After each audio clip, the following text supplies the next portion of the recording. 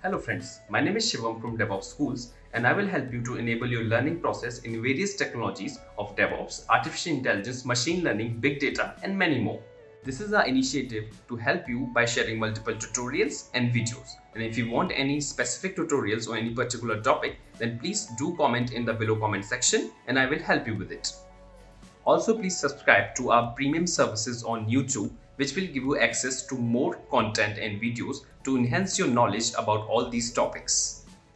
Also, if you want me to help you with regards to the online trainings and classroom sessions by our qualified trainers, then please do write me at contact@devopsschool.com. Thank you.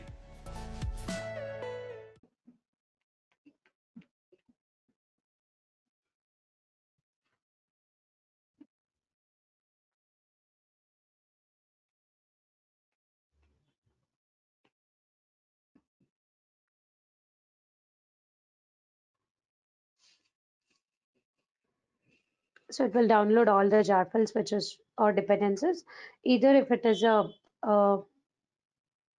Gradle also. So we do in the Gradle.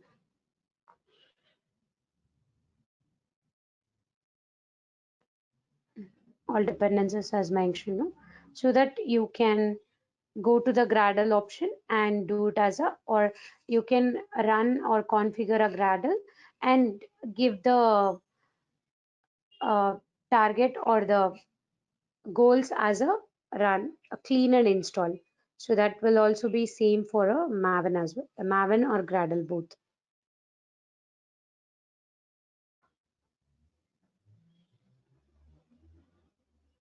It will take some time because should download it from the net.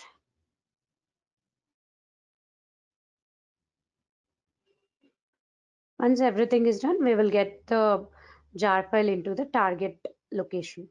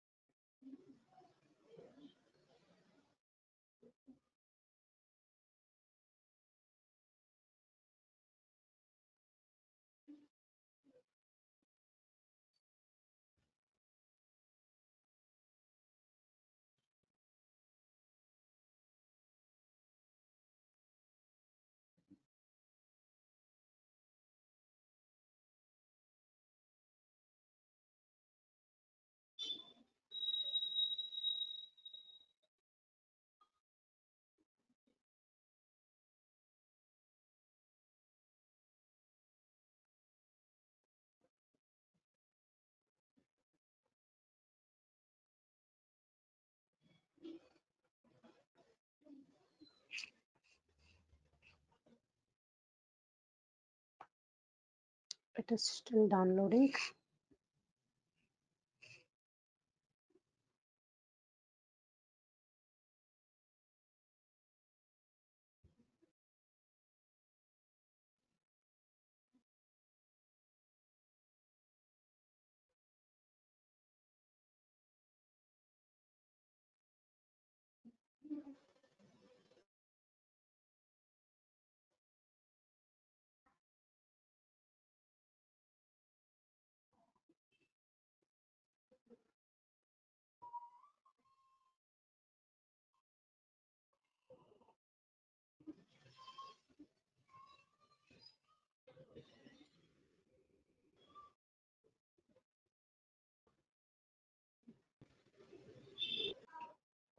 You will get the jar file once it is completed. And one, if it is a Gradle project, you will be having the uh, build Gradle. So that is in the build of libs, you will be getting the jar file. So where you can configure here as well So, or in the Maven, only the goals should be set it here. So once you get the jar file, as it is kind of any normal Java application, so you can use java-jar and then run the jar file. That's what the process. How will you run your application? So let it download it. Within that time, we'll just discuss about something else. So are you got some idea with the Spring Boot with Theme Life?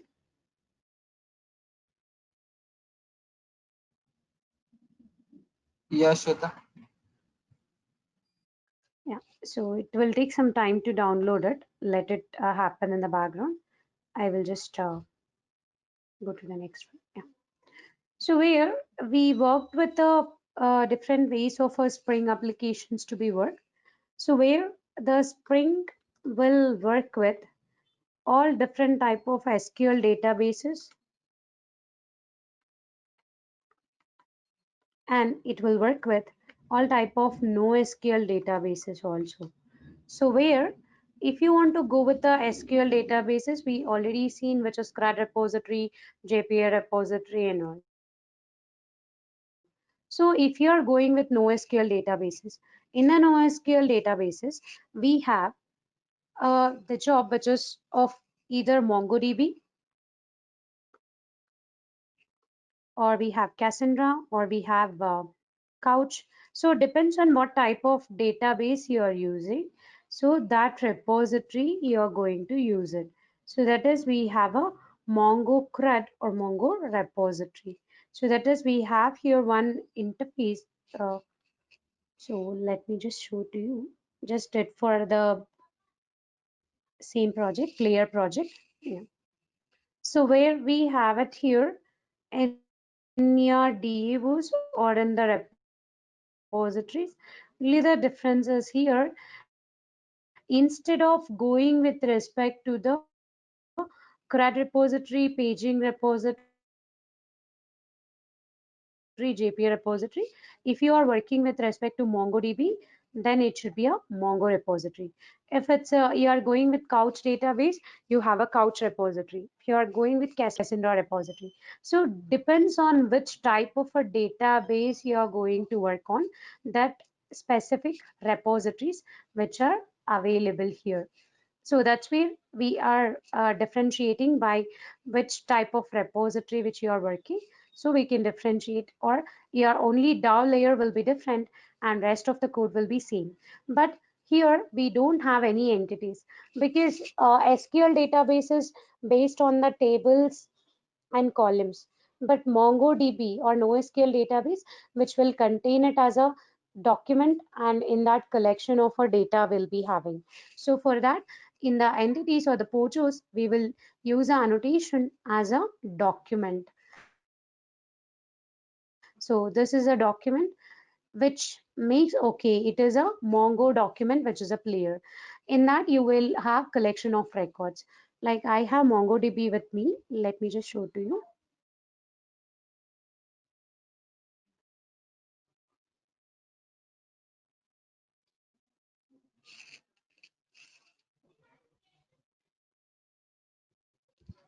Let it run.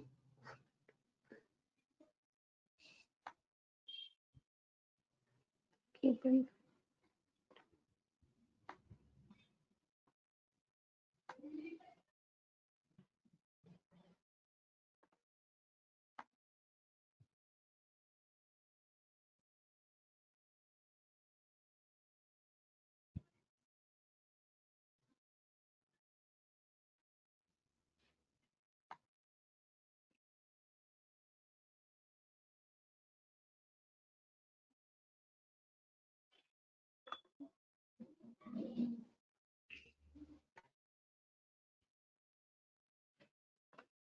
1 minute.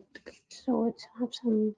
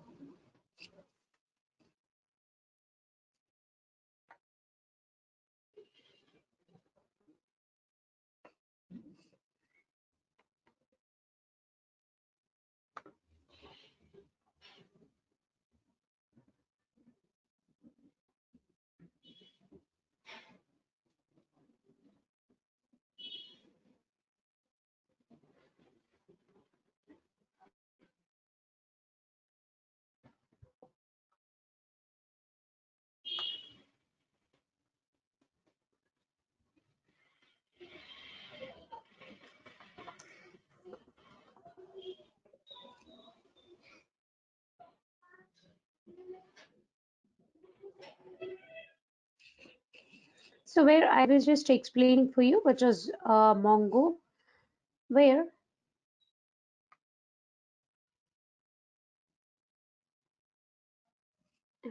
so your controller and all the things are same, but where here we are going with respect to the document, which is player document, and then here we have a ID. So where this ID is here, so that is here ID which we are taking from the Spring framework, which is of data Mongo of core mapping document. Because here the ID will be mandatorily available if you are given or not given in the Mongo database. So then we have to go with here the document, which is a document database structure, because NoSQL database works in a different fashion. In that, the MongoDB will be with the document and the collection. Like here, I have a MongoDB where how it is connected. So the host is localhost 27017. So first we have to configure it in the resources, which is my application properties, which is MongoDB of location 27017, and my database name is PlayerDB. So this is here. Where is my play? Yeah, this is my player DB. Here I have only one collection, which is player, and in that you have a number of documents.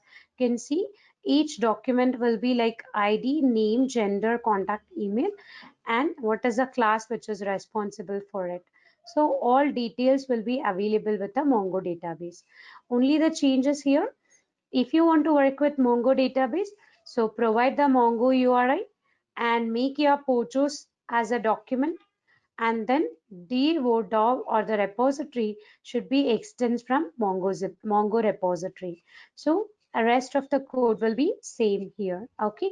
So this way we are going to work with a Mongo repository, and the entire controller and your entire code is same except the repository code or repository stuff. Let me just make this application as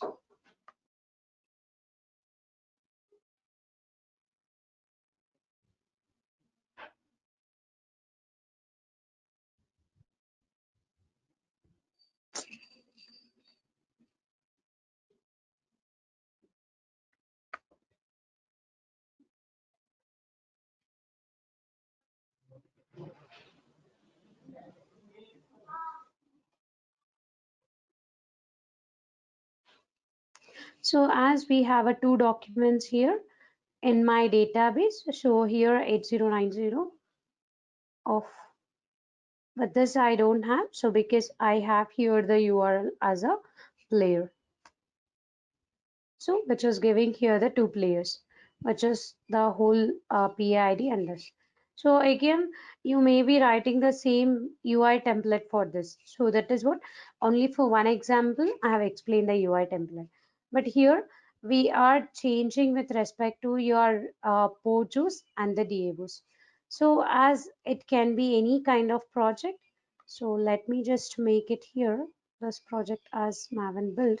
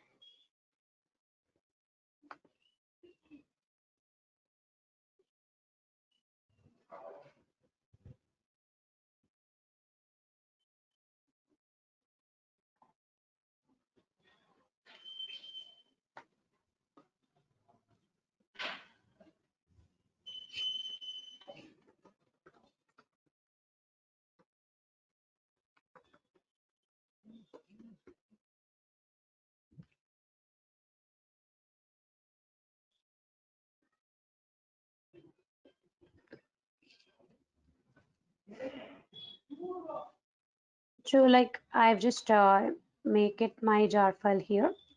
So Spring Boot. So like how you are executing a normal jar file, so the same way you can execute it here also. Okay. So that is the only changes with the Mongo database. Or if you just, I have MongoDB, so I've just configured for this. If you want to go with a Cassandra DB or with CouchDB, so that is where you have a Spring starter project. So just go here with the different options. So what are all the DBs like NoSQL databases you have it. You can see Spring Data Redis is there, and then Spring Data Reactive Redis is there, MongoDB is there, Reactive MongoDB is there, and Spring Data for Apache Solar or Cassandra. So all these are the different type of NoSQL databases. Which type of NoSQL database you want to use it? So almost similar code, only your repository should be changed. You go with any database, but repository, and you have to see what type of DB it is. So if it is a document kind of database, so we are annotated with document. So if it's a table kind of database, so then it should be a table or entity. So depends on that database, you have to make that particular data type. So by adding that uh, data adding here. So where with the same data, we have something called Spring Reactive Programming. So from the Java uh, 8 or with the Spring 5, we got a Spring Reactive Programming. So what is the Spring Reactive Programming? Did you heard of Spring Reactive Programming? No. Okay, no issues. So what is this reactive programming is? It will be it promotes an asynchronous and non-blocking code. So non-blocking code. So where you are sending a one request, so that is in reactive style of programming, we make a request for the resource and start perform other things. When the data is available, we get a notification back here. So just to explain it, I'll explain one scenario. Like me and Kavya are good friends. So Kavya calls me and she says, "Okay, Shweta, you order a pizza. I'll come. I'll come your home." So I will wait till Kavya come to my home. After that, I will call pizza. I'll book a pizza. Then it will take some time, and then the pizza will be delivered. This is the normal approach. Where if I say asynchronous, the same scenario, Kavya will inform me to order pizza, but I don't wait for Kavya to come.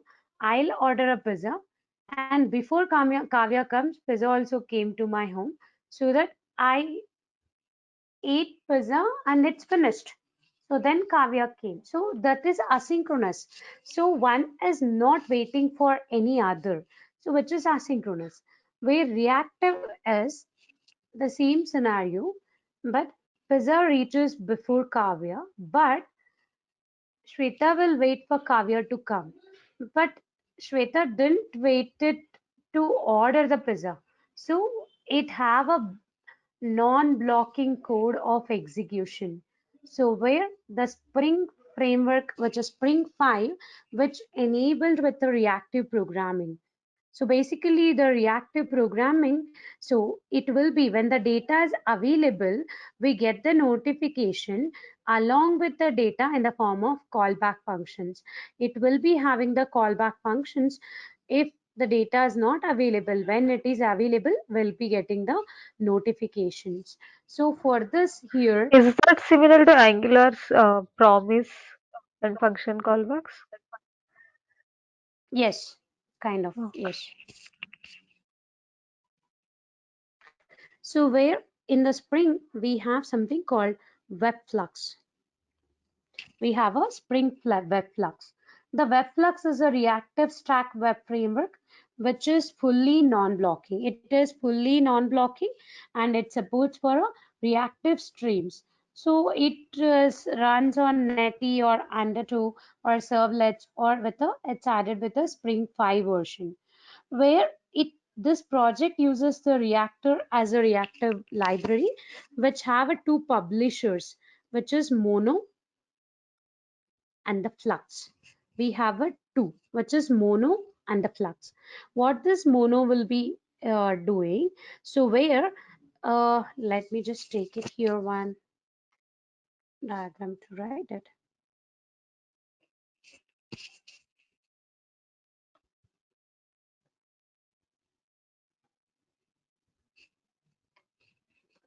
We have an operator here.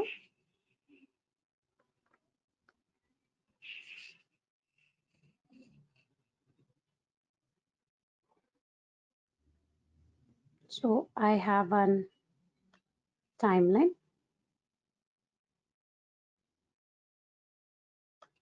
and I'll have another timeline.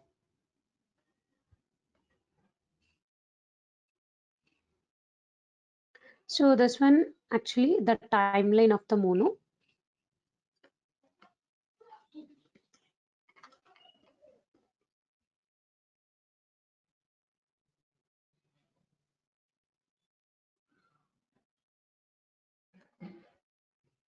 So here time flows from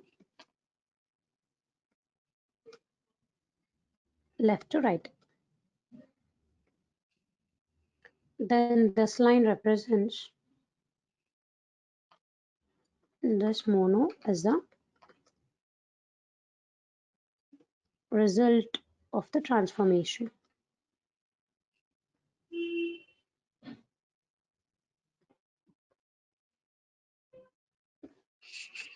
So whenever this eventual item emitted by the Mono, so for suppose if one request or if one request is coming, so I'm just taking here, and this is sending a data to this, that is to the operator. So where this will be indicate the Mono is completed successfully, and this will some reason if Mono is terminated abruptly. So that is from here, then again it will be coming to here, and where you have a some box here. So that is if for some reason the Mono terminates abnormally with an error, so this vertical line will be replaced with the X. So like whatever if you take here, so emitted the value, like if I'm just taking here the thick line, and where afterwards I'll have a dotted line. So it says this is not executed. So that is if some reason if the Mono is terminates with an error, the vertical line will be replaced. So this vertical line will be replaced with this into. So that is a Mono is a special type of a publisher that emits at most one item. It will emit only one item at a time. One item, then it optionally terminates with an on complete signal or with error which is 0 or 1. So where if you go with the flux, so it is just giving only one. Okay, where you want to go with the Mono, it is always one. If the same one if you are taking for the flux, you will have multiple, 2, 3, 4, like that it will be number of increase. So flux is also a standard publisher represent a asynchronous sequence of 0 to n emitted items. So it will be optionally terminated either by completion signal or an error. So if you have kind of list, like where you want to return the list of items, then we go with the flux. If you want only one object should be written, then we'll go with the Mono. So that is flux will be for a range, and for a single you will go with the Mono. So that is you can go with the any spring reactor programming if you are working with the spring reactor. So that is you have to use it here in the spring starter project. So we have a reactive option. So that is here, you can see Spring Data R2DBC. If you are working with RDBMS kind of data, you have to go with Spring Data R2DBC with Spring Reactive Web. If you are going with database, why R2DBC? Because all RDBMS concepts or RDBMS data types which you have taken, Oracle, SQL or MySQL, anything which are default nature is blocking, but we want to override it to the non-blocking, so that we have to go with the R2DBC. So with this R2DBC, we have to go with reactive web, and then we have to work on the data. It is very simple, so only understanding is very important. Let me just take that project.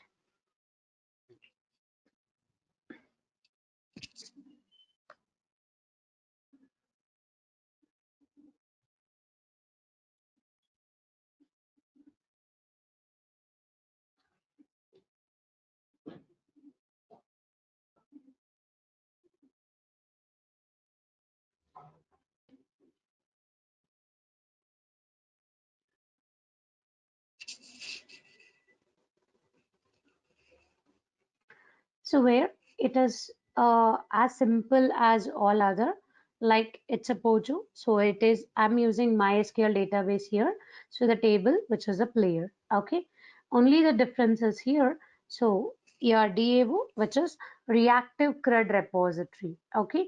So in the normal uh, blocking code which you are writing, you are using CRUD repository. Where non-blocking code you want to write it, then we'll go with a reactive CRUD repository should be used here. So then where in the controller, if you see this reactive CRUD repository will return the two types of data. What is the publisher which we have discussed, which is one is mono and one is a flux.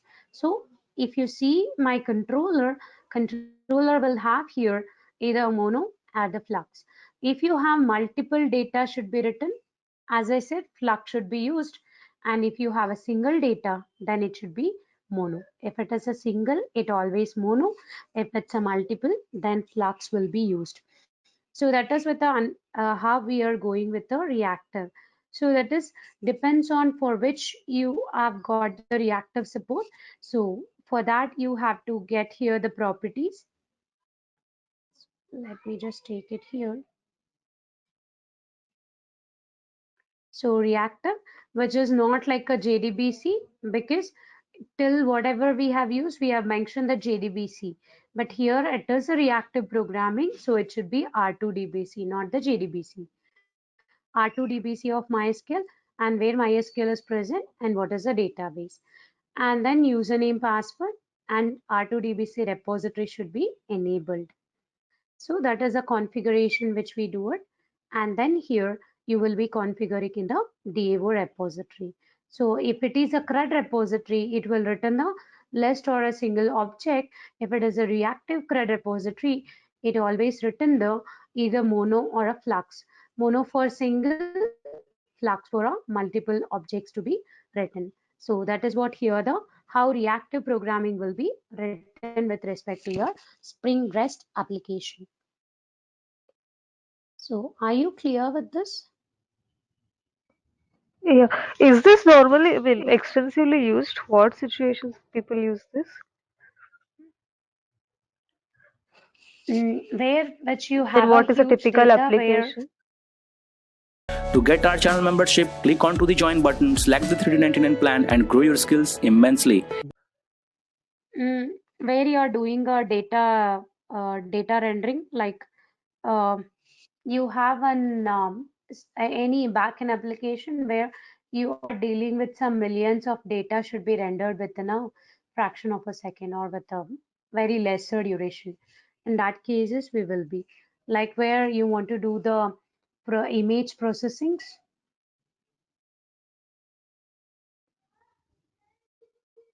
Okay.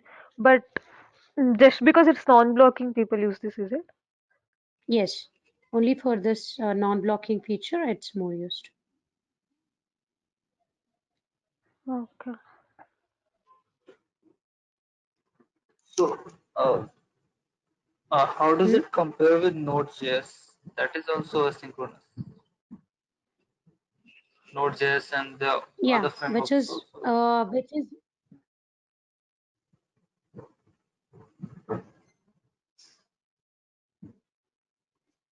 yeah. So that is where which is a single threaded. No, Node.js is single threaded. Okay, so Correct. It will be here, go on the go on the event looping. It will go mhm, on the event looping and where only one thread will be present. So JS runtime and application developed will be present. So but here it is multi-threaded. But with the multi-threaded, it is a non-blocking. Where basically is it Java was similar to commonly Angular? associated with block. Mhm. Like in the Angular where you have a promises, that is.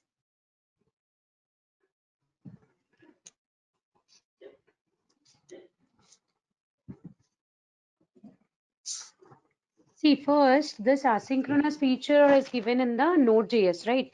In Java, we were not having. Mhm. So just they Yes. want to they want to add this feature to the Java, so that's why they have given this feature here. Okay. And Node.js got modules that it will not bring into multi-threaded support, but here it will be supported with a multi-threaded. That is the only difference. Okay.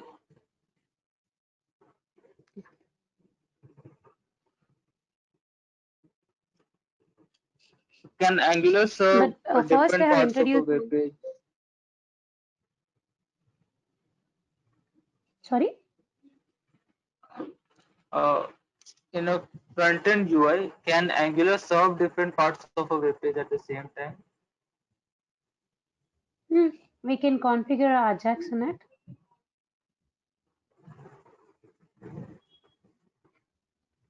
So in that case, React will act as similar to that. See, it's a normal or the base feature of the node. In the node, every event will be go to the event loop, and it will be worked on the non-blocking. So where in the Java it is not non-blocking, the Java principle was with the blocking code itself. So as Node has introduced this, so they want that a feature should be added to here. So they have added the reactive programming. So that is only from Spring 5 itself. Before it was not there. So like when you take it and when you send it any in the Angular, what is the difference between observable and promises? You can send both requests, right? What is the difference between observable and promises? I don't know.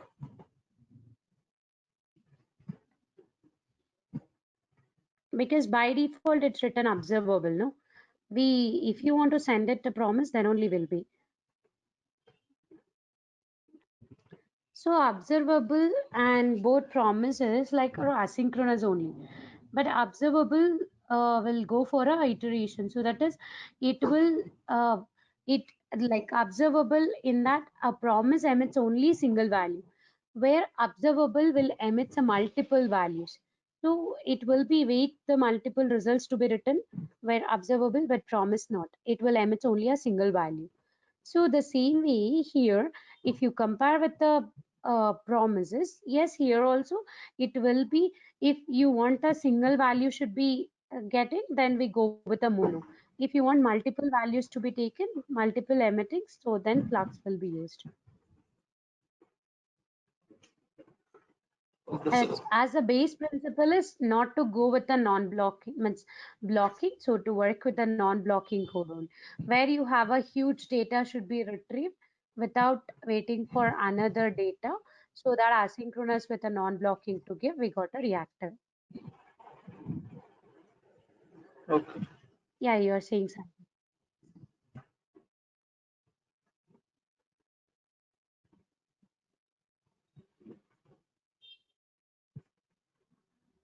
I think I asked long back. The voice went now. It's like a Oh, bit of okay, network okay. What lag. was the question? Oh, okay, okay. What was the question? And it was this only, Angular versus this. Yeah. Oh, okay, okay. See, reactive programming is enabled with the Spring Boot. So you are giving data in a non-blocking fashion. So where your Angular also developed with a non-blocking, so which will be accepted this data. So Angular will be for a front end, but Spring reactive programming, which is there in your backend, so which is to work on the it may be with UI or without UI, it's your wish. If you are giving a REST data itself, so till now whatever the REST data which we have discussed, like where you written here a Mongo data also, which is waiting. So it is not a non-blocking, it is which is actually a blocking. What is a Mongo data or Mongo DAOs which we have written? Because here we have not written reactive Mongo repository, it's a normal Mongo repository. So it's writing a list. So it is blocking. So where I want a non-blocking kind of code, so there will enable the reactive. So that is your how you are exposing your REST endpoints data. Is the data is in blocking or non-blocking? So that's where here the differences. Okay.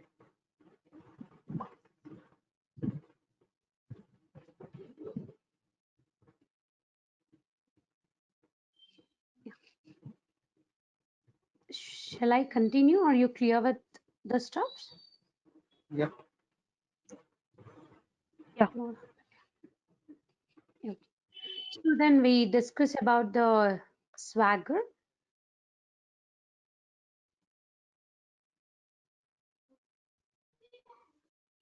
So as you said, you have already the idea with the Swagger. Basically, the Swagger will be used for what? Swagger will be used for the any documentation designing, or for the documentation purpose we are going to use this. So where I just took here, so what will be the steps we will be doing? So first in the Gradle, which we have added the dependencies, that is the compiler dependencies, which is of Spring Fox Swagger 2 and Spring Fox Swagger UI, which we are configuring.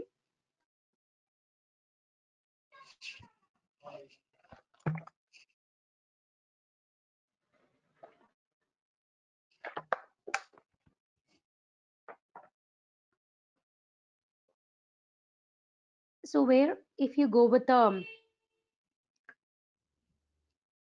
application, so what we have to configure it.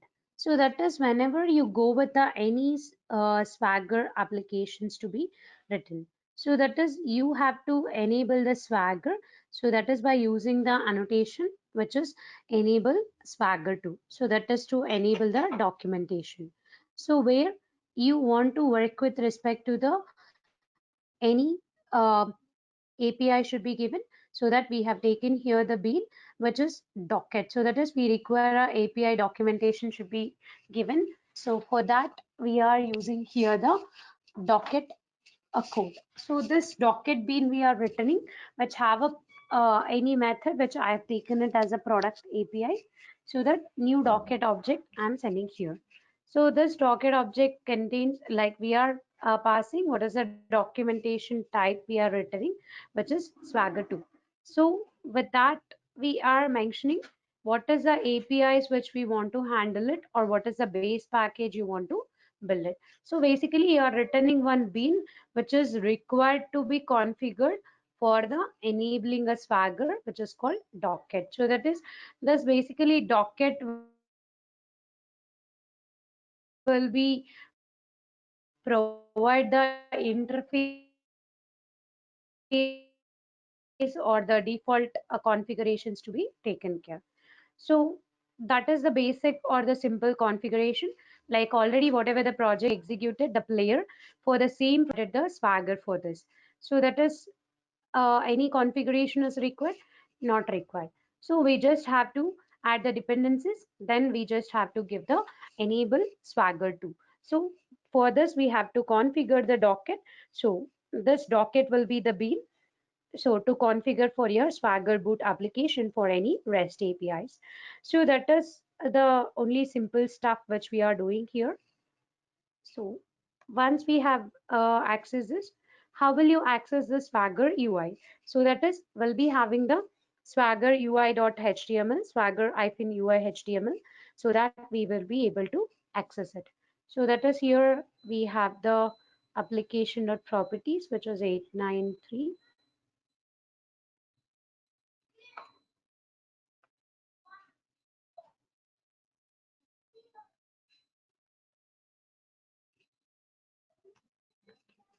So Swagger UI HTML, I just accessed here. So it's given the, I have not written any code, but it's given some API documentation. Have only one controller, which is given here player controller, and base URL is this, and API version is. So when you just go to show or hide, so where you have a player, which is a get player method, as if we just see our controller. So whenever we see our controller, we have not written for which method it should be.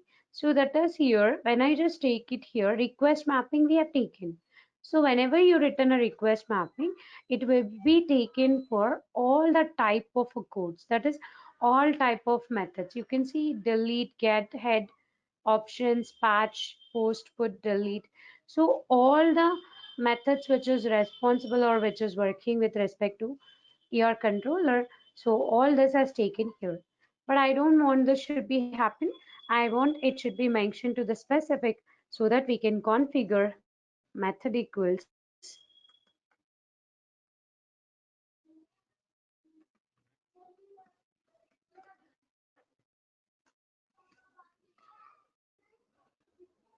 request method get. It is now reloading because I have a dependencies which is called DevTools. So this is the DevTools, which is one of the Spring Boot starters, which is used to restart your application automatically.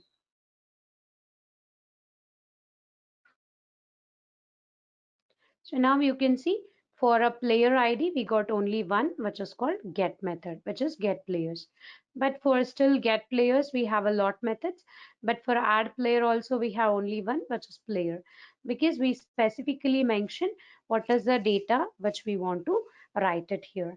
So if I want to give some data for this, or I want to give this method is responsible for what, or how we are going to write the API documentation. So how will you write the Swagger API documentation? By using some annotations which you have it as a at the rate of API or at the rate of API documentation also can be used. That is to help how the we are like with no need to be going in detail of your application. So just seeing the API documentation will be able to give it. So that is the way which we can be writing here. So how the document should be customized. So we can go to controller.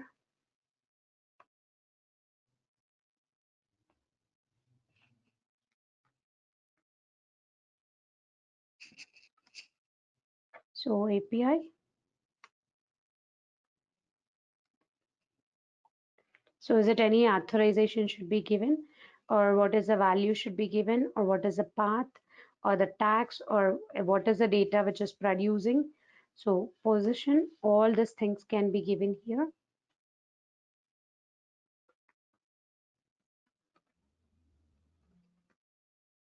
Controller code. Just taking here.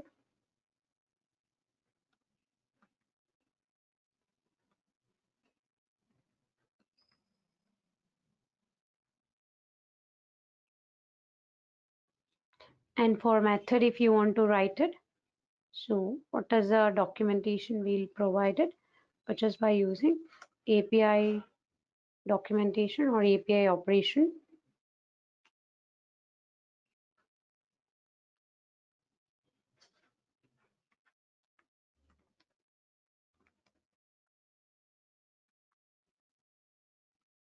or what is the API responses you are getting, that responses also can be configured here. So let me just read it. Yeah. So that is whatever the API operation we have written, so that we are getting here, which is to get a list of operations. So which is to get a list of player. So that's the API operation which I have written. So I've written only for this method, so that for that these operations are given. And who is the people who wants to access this, or what is the authorization for this entire controller you want to give it, so that you can configure it here with the authorization controllers or all. So this way you can configure your document APIs, which is with respect to Swagger. So either API operation, I just make it as very simple or a quick. So this way the Swagger can be configured it here. So what list of methods you will be taking? All the list of methods will be given, and where if you go for one, it will be show what is the response class which you are going to get it. So in that, what is a model which is what model which have a age, contact data with email, and what type of data, and is it optional. And if you just go to example value, here the values will be shown, and we can just test it. So that is what is the response JSON, is it application JSON, and if it is a HTTP code of 40 status code 404 or 403 or 404. So you can just try it out. If it is properly working, then we are getting here by if you have a curl, so then you can do the curl also. And this is the request URL and the request headers which accepts the application JSON, and this is a response body which we are getting. So whenever you send that, this is the response code and the response headers. So it is actually giving all my data and how it is working. So based on if you give a API or the Swagger UI, it will help the person who is developing a front end or who is consuming your application will be easy. So this way we will be working on some Swaggers.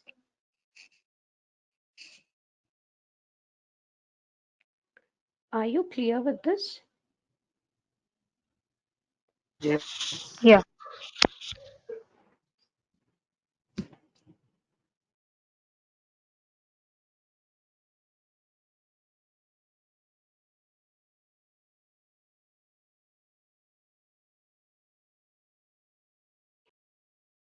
Okay. So where, yeah.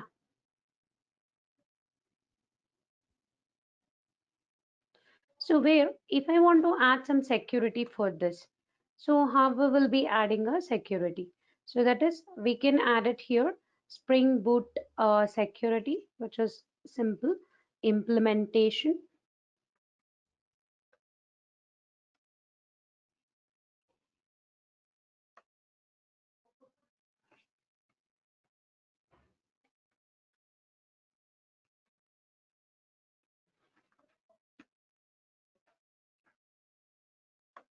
I'll just add it.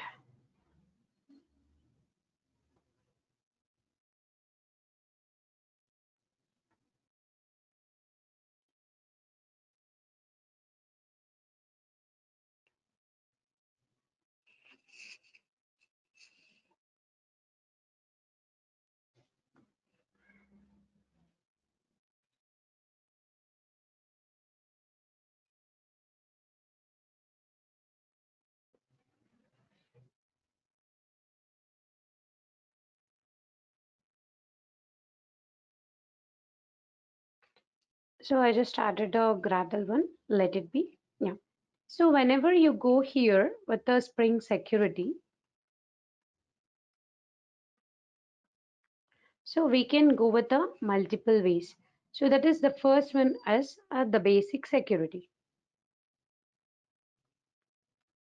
So where if you just added the Spring Security library, it will be added here, that it will be added the simple security. So where whenever you just run it, it will be given one password, and then it automatically taken care of that password. So that way the Spring Security will be working. So where you want to work with your own security configuration. So that is, you can secure your web application by adding the security dependency. That's the first one we just discussed. And next, if you want to work with the security, so that you can configure the security. So that is configure. So how will you configure it? So you will create one class. You can create any class which should extends web security configurer adapter. Web security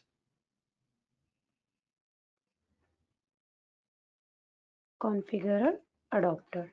So where this web security configurer adapter, it's basically we are using for a security or for a configuration. If it's anything, any class which responsible for configuration, we have to annotate it with configuration. Then we have to enable the web security, enable web security. So this is what we will be writing. So whenever you go with the web security configurer adapter, which have a different methods to work on it.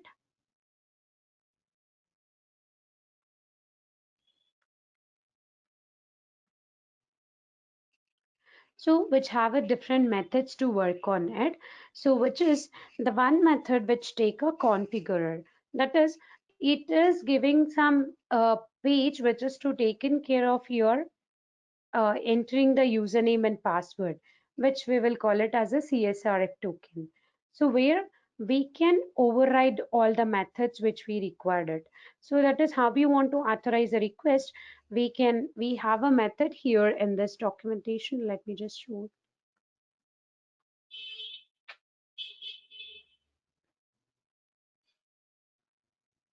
Yeah. So you can see here there are different type of configurers there, and this configure which will take a authentication manager builder or HTTP security or the web security.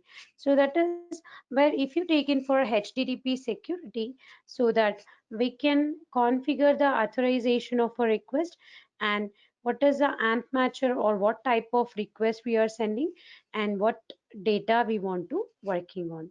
And here we have a configurer global or configurer method, so which is to take in care of your authentication manager.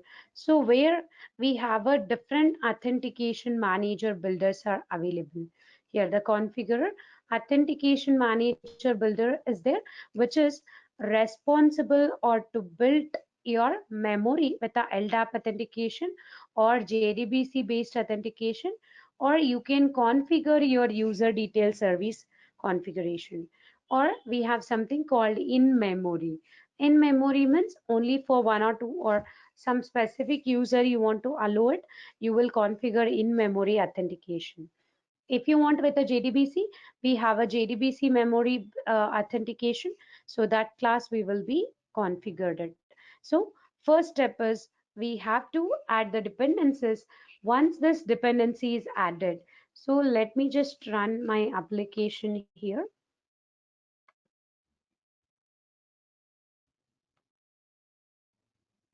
So it will have a basic security.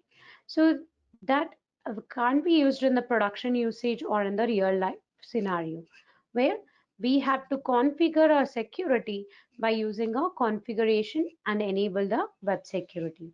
Here we can go with in-memory authentication or by using the code which is called in-memory authentication, or we can configure, which is again limited for number of users, where we can configure JDBC authentication, so which will be taken care in the uh, kind of JDBC with the programming. So where if you want to work with your CRUD operations or any kind of data which is there, we have a predefined service which is called user details service. So we have to configure this user details service and then should be configured it. So we have something called user which have a principal and to do it. So there's all the ways which I have to configure it and do it. So where why I should taken care of my configuration. So I can go with the other way, which is called OAuth. OAuth is a one library, or OAuth 2 is a one library where we use or extensively used for the any different type of applications. In the OAuth 2, we have a different type of connectors. Either we have a OpenEM, we have a OpenID, we have some mobile application called ForgeRock. So there are different levels or the ways of authentication too can be used. Or we can configure the Google or Facebook or GitHub. Any social login can be taken care with the OAuth 2. That's the one way. And another way is, like, I want to configure my authentication server, and I can configure my client itself. So I can write my own server. So that is, I don't want to trust my application data should not be with a Facebook or Google. So I can write my, or I can develop my own authentication server. So either you can create your own server and the client, or there are different tools which are available for the server and client, so that tools also can be used. And still with authentication too, you want to work with one more thing, which is called JWT, which is JSON Web Token. So this JSON Web Token also can be configured for the security. So different types of securities which we can be do it. So tomorrow we'll discuss about how will we configure with first we'll see with in memory, then with how we'll go with the user detail service, then we'll see with the authentication. Tomorrow completely we'll discuss about the security. So are you clear with today's session? Yes. Yeah, Shweta. That's what I just added, only Spring security dependency. You can see it has generated one password. So that is for suppose now if I want to, I'm trying to access this link.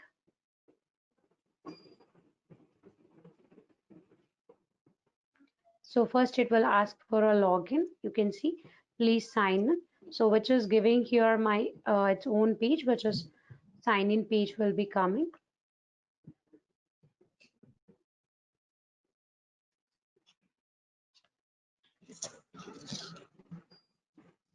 User and whatever the password here we are getting.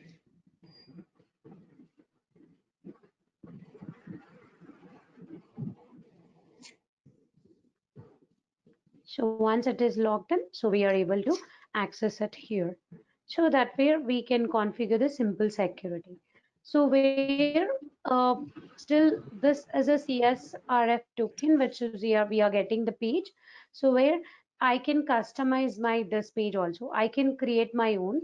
So if you are working on a UI, so that we can create our own login page, and we can disable the default CSRF page. This token page we can be disabled and do it. So in application.properties, we have securities to taken care. So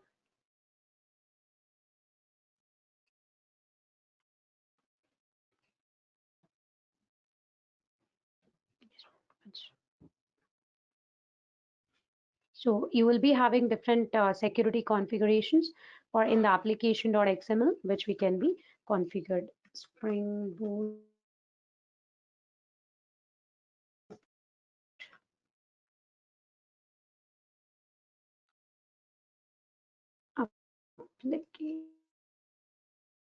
application. Please enroll our general membership for $399 plan to get access of all the parts. Along with that, you can access our other tutorials such as Docker, Ansible, Jenkins, Terraform, Splunk, AWS, Azure, and various other DevOps related premium tutorials with our channel membership. If you would have any issues with our channel membership, you can drop an email to us at contact@devopsschool.com, or you can also unsubscribe from channel membership anytime if you don't want to continue or did not like the video. To get our channel membership, click onto the join button, select the $399 plan, and grow your skills immensely. Please be kind enough to like it, and you can comment any of your doubts and queries. We will reply to them at the earliest. Thanks for watching.